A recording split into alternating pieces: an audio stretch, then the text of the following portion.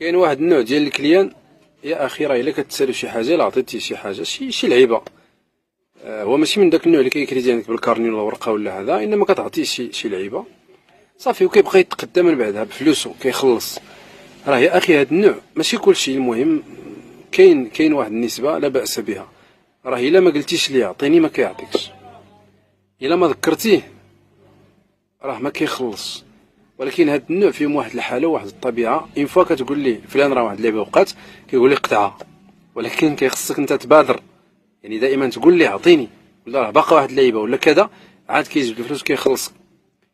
هاد النسبه كاينه في الناس اللي كيكريديو خصوصا، ولكن اللي مزيان في هاد الناس انهم كيبقاو معاك، كيتقدا واحد اللعيبه مثلا شي بوطه ولا شي حاجه كتعطيها ليه، ولا شي لعيبه كتكون شي شويه يعني بحال ديك 50 60 درهم، كتكون في حاجه وحده ولا جوج حوايج، احيانا كيوقف شي مره كيقول لك اعطيني وكذا وكيديها، ولكن كيبقى يتقدى من بعد، كيجيب الفلوس كيتقدى، وهذا ما كيمشيش ويخليك بحال شي نوع.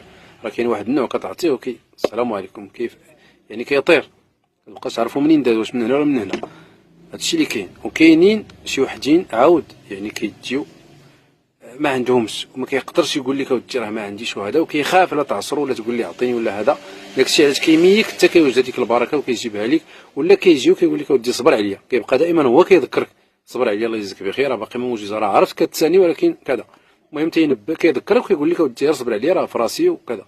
ولكن هذا النوع اللي هضرت عليه في الاول ديال الفيديو ما عرفت واش كينسى ولا كيبقى تيقول حتى وكان تبادر انت وتقولها ليه، المهم كيخلي هذيك الحاجه ابار وكيتقدى بحال ما كايناش، بحال ما كاين والو. ولكن اون فوا كتقول لي عطيني ولا راه باقا واحد اللعيبه واش نقطعها، كيقول لي قطعها مباشره. ما عرفتش، انا ما فهمت صراحه الله الا فاهمين نتوما شي لعيبه في هذه القضيه هذه، قولوها لي.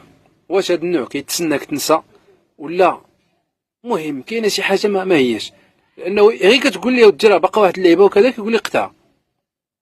ايوا هادشي اللي كاين، الله يسر. قولوا لنا حتى نتوما واش عندكم بحال هذا النوع ديال الكليان، اكيد غادي يكونوا عندكم، اكيد.